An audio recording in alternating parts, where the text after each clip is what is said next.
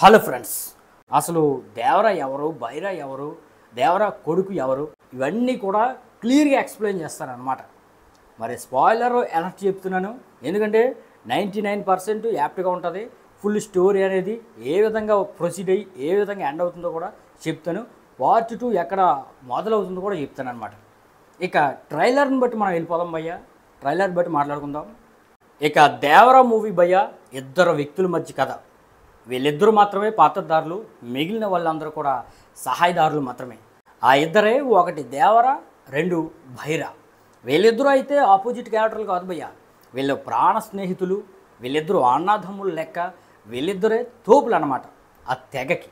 మరి ఆ తెగకైతే భయం తెలీదు, ధైర్యం మాత్రమే తెలుసు, దేనైనా సాధించడం మాత్రమే తెలుసు. వాళ్ళకి హెడ్లే వీళ్ళిద్దరూ అన్నమాట. వీళ్ళిద్దరూ కలిసి అనేక రాబరీలు చేస్తారు, ఎవరినైనా సరే ఎదిరిస్తారు, గవర్నమెంట్ని ఎదిరిస్తారు, నావీని ఆఫీసర్స్ కూడా లేపేస్తారు. లేపేసి వాళ్ళకి కావాల్సింది వాళ్ళు దొంగిలించేస్తారనమాట. వీళ్ళు ఏంటంటే పైరెట్స్ భయ్య, దొంగలు అనమాట, థీఫ్స్. అయితే వీళ్ళిద్దరు ఫిలాసఫీలు మాత్రం వేరు భయ్య. దొంగలైనప్పటికీ దేవరా ఫిలాసఫీ వేరు, అలాగే భైరా ఫిలాసఫీ వేరు. ఇద్దరికి రెండు వేరు వేరు ఫిలాసఫీలు ఉండటం వల్లే వేరు స్నేహితులు కాస్త బాధ్యశత్రువులుగా మారుతారనమాట. మరి ఆ ఫిలాసఫీలు ఏంటనేది ముందు ముందు తెలుసుకుందాం భయ్య. అయితే వీళ్ళకి ధైర్యం మాత్రమే తెలుసు, భయం అనేది తెలీదు. అయితే మొదటిసారి భయం అనేది ఈ తెగలో మొదలవుతుంది భయ్య, ఎన్టీఆర్ తెగలో మొదలవుతుంది. ఇక బుల్లి ఎన్టీఆర్ దేవరా కొడుకు ఒక్కడికే భయమని మీరు అనుకుంటే పొరబట్టట్టే. ఆ తెగలో ఉన్న వాళ్ళందరికీ కూడా భయమే, వాళ్ళ భయంతోనే బతుకుతున్నారు. మనకు సినిమా స్టార్ట్ అవటమే భయంతోనే మొదలవుతుంది.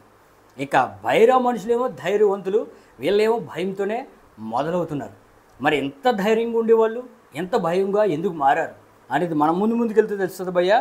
ఇక ఫిలాసఫీ అని ఇందాక ఏదో చెప్పాను కదా, దేవరా యొక్క ఫిలాసఫీ ఏంటంటే మనిషికి బ్రతికేంత ధైర్యం ఉండాలి కానీ చంపేంత ధైర్యం ఉండకూడదు.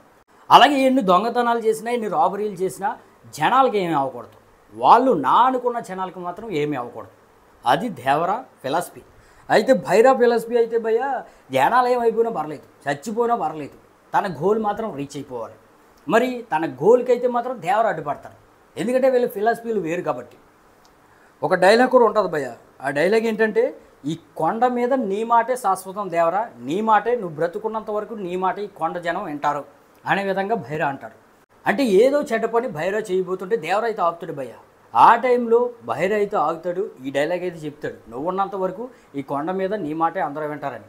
కానీ లేపడానికి స్కెచ్ చేస్తాడనమాట ఎన్టీఆర్కి, దేవరాకి. ఎందుకంటే ఫిలాసఫీలు వేరు కాబట్టి.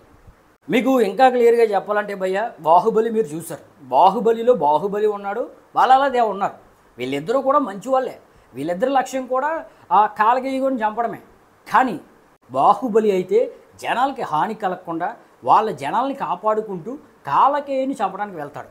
కానీ బల్లాల దేవ అలా కాదు భయ్య, కాలకేయ మనుషులు జనాల్ని, వాళ్ళ జనాల్ని, బల్లాల దేవ జనాల్ని, మహేశ్వరి జనాల్ని పీక దగ్గర పెట్టినా సరే వాళ్ళని నరుక్కుంటూ తొక్కుకుంటూ వెళ్ళిపోతాడు, కాలకేయుని చంపుతాడు. కానీ రాజు ఎవరవుతాడు? బాహుబలిని మన దేవసేన చేస్తుంది. ఎందుకంటే రాజు అంటే వీళ్ళని చంపడం మాత్రమే కాదు, జనాల్ని, తన అనుకున్న జనాల్ని కూడా కాపాడాలి. అది దేవరా ఫిలాసఫీ అనమాట. బాహుబలి ఫిలాసఫీ దేవరా ఫిలాసఫీ, బల్లాల దేవ ఫిలాసఫీ మన భైరా ఫిలాసఫీ. ఇక ఇంకో ఎగ్జాంపుల్ కావాలంటే భయ్య, కొరటాల శివ డైరెక్షన్లో వచ్చిన భరత్ అనే నేను, దాంట్లో ప్రకాష్ రాజ్ ఉంటాడు, శరత్ కుమార్ ఉంటాడు. వీళ్ళిద్దరూ కూడా మంచి కోసమే రాజకీయాల్లోకి వచ్చారు. కానీ వీళ్ళిద్దరు ఫిలాసఫీలు వేరు. శరత్ కుమార్ ఫిలాసఫీ ఏంటంటే జనాలకి న్యాయం జరగాలి, ప్రకాష్ రాజ్ ఫిలాసఫీ ఏంటంటే కొంతమంది జనాలకి అన్యాయం జరిగినా పర్లేదు, ఓవరాల్గా జనాలకి న్యాయం జరగాలి, మనం అనుకున్న గోల్ రీచ్ అవ్వాలి. ఇది ప్రకాష్ రాజ్ ఫిలాసఫీ. మరి దానికోసమే బాహుబలిలో ఏ విధంగా బల్లాల దేవ కుట్ర పన్ని బాహుబలిని చంపేశాడో, అదేవిధంగా భరత్ అనే నేనలో ఏ విధంగా శరత్ కుమార్ని ప్రకాష్ రాజ్ చంపేశాడో, అదేవిధంగా ఇక్కడ కూడా దేవరానైతే మన భైరా చంపేస్తాడు. మరి ఏ విధంగా చంపుతాడంటే సెంటిమెంట్ని అడ్డు పెట్టుకుని చంపేస్తాడు భయ్య. దేవరాన్ని చంపడానికి భైరా కూడా డైలాగ్ చెప్తాడు, అదేమిటంటే దేవరాన్ని చంపాలంటే సరైన సమయం ఉంటే సరిపోదు మిత్రమా అని వాళ్ళది చెప్తాడు. వాళ్ళతో సరైన ఆయుధం కూడా ఉండాలి. ఆయుధం అంటే ఇక్కడ గొడ్డలో గద్దో కాదు భయ్య, వాళ్ళ పిల్లోడు ఎవరైతే దేవరా కొడుకున్నాడో వరని అడ్డం పెట్టుకుని చిన్నప్పుడే దేవరాన్ని లేపేస్తాడనమాట. లేపేసాను అని అనుకుంటాడు, కానీ లేపలేదు. ఆ తర్వాత చెప్తాను. మరి దేవరా కొడుకు వరా ఎలాగని మీరు అనుకుంటున్నారా? పోస్టర్లో రిలీజ్ అయ్యే కదా భయ్య కొన్ని పోస్టర్లు, దాంట్లో వరా పోస్టర్కేమో వరాని రెడ్ లైన్తో హైలైట్ చేశారు. ఇంకా దేవరా పోస్టర్ విడుదల చేసినప్పుడు డీని హైలైట్ చేశారు అనమాట. ఆ విధంగా దేవరా పేరేమో దేవ, మన దేవరా కొడుకు పేరేమో వరా అనమాట. ఇక ఆ విషయం పక్కన పెడితే భయ్య, భైరా అయితే దేవరాని చంపేశాడు అనుకుని వెళ్ళిపోయాడు. దేవరాతో పాటు వాళ్ళ గ్రూప్ని, వాళ్ళ తెగలోని చాలామందిని చంపేశాడు, దేవరా అనుచరులని. కానీ దేవరా మాత్రం చావలేదు భయ్య. సముద్రంలోకి వెళ్ళిపోయాడు, అజ్ఞాతంలోకి వెళ్ళిపోయాడు.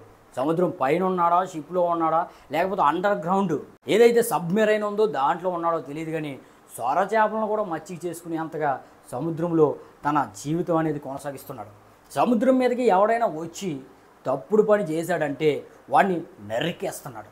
నామరూపం లేకుండా నరికేస్తున్నాడు, రూపం తెలియకుండా నరికేస్తున్నాడు, ముసిగేసుకుని నరికేస్తున్నాడు అనమాట. ఇదంతా సముద్రంలో జరుగుతుంటుంది భయ్య. సముద్రం ఒడ్డునైతే దేవరా కొడుకు వర పెద్ద ఎదిగిన తర్వాత అయితే వేరే స్టోరీ జరుగుతుంటుంది. అంటే మీకు అర్థమయ్యేలా చెప్పాలంటే భయ్య, పోస్ట్ క్రెడిట్ సీన్లో దేవరాను బైరాను ఒక చిన్న ఫ్లాష్ బ్యాక్లో చూపించేసి, వాళ్ళు దేవరా అంతమైపోడు అనే విధంగా చూపించేసి, తర్వాత మనకు దేవరా కొడుకు యొక్క స్టోరీ స్టార్ట్ అయిపోద్ది అనమాట. ఏదో జాలీగా అల్లరి తిరుగుతుంటాడు, దేవరా కొడుకు భయం. అయితే ఈ తెగకు ఒకటి ఉంది భయ్య, పోటీగా నిలబడాలి. తోపుగా నిలబడాలంటే, ఆ తెగలో తోపుగా నిలబడాలంటే బరిలోకి దిగాలి. బరిలోకి దిగే పోటీలో గెలవాలి. ఆ పోటీలోకి గెలిచిన వాడు మాత్రమే తోపు కింద మారుతాడు. మరి ఆ పోటీలోకి వెళ్ళడానికి కూడా వర అయితే భయపడతాడు, కానీ వాళ్ళ డాడీ దేవరా అయితే పోటీలో గెలుస్తాడు. అది మనకు తర్వాత చూపిస్తారు, కానీ వర భయపడతాడు. ఇక ఫైనల్గా భయ్య, వర అయితే పోటీలో కూడా నగ్గుతాడు, బరిలోకి దిగుతాడు. ఫైనల్గా తన లక్ష్యాన్ని తెలుసుకుంటాడు, తన భయస్థుడు కాదు అనేది తెలుసుకుంటాడు, తన ఒంట్లో ఉన్నది దేవరా రక్తం అని తెలుసుకుంటాడు. ఆ విధంగా దేవరా కొడుకు వర కూడా టాప్గా తోపులా మారిపోతాడు భయ్య.